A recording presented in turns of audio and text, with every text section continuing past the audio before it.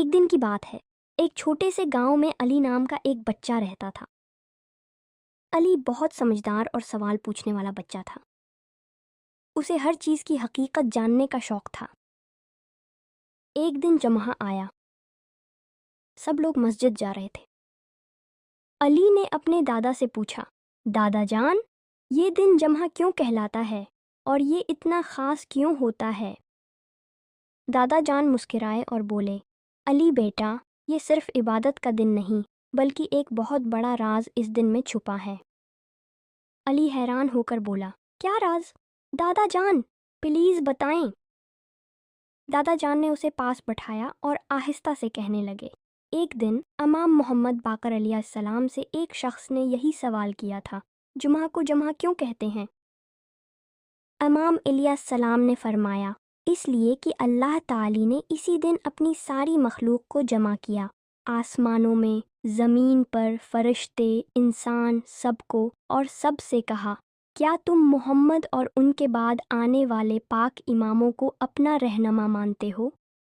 سب نے اللہ سے وعدہ کیا کہ وہ محمد اور ان کے جانشینوں کی ولایت کو مانیں گے، اور اسی لیے اس دن کا نام جمعہ رکھا گیا، یعنی جمع ہونے کا دن۔ جمع ہونے کا مطلب صرف مسجد میں نہیں بلکہ دل سے ایک وعدہ کرنے کے لیے۔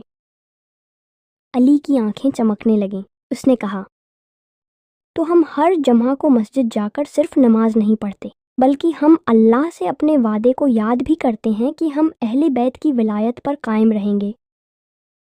دادا جان نے اسے گلے سے لگا لیا۔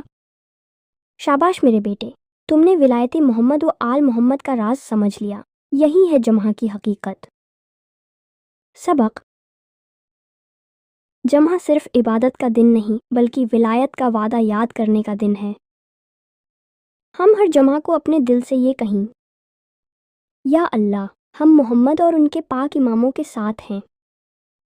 یہ الفاظ ہماری محبت اور عقیدت کا نشان ہے جو ہمیں ایک مضبوط رشتے میں باندھتے ہیں۔ ہر جمعہ ہمیں یاد دلاتا ہے کہ ہم کس راہ پر ہیں اور کس مقصد کے لیے جیتے ہیں۔ یہ دن ہمیں اہل بیت کی تعلیمات پر عمل کرنے کا عزم دیتا ہے۔ ہم اس دن کو عبادت کے ساتھ ساتھ اپنے وعدے کی تجدید کا موقع سمجھتے ہیں۔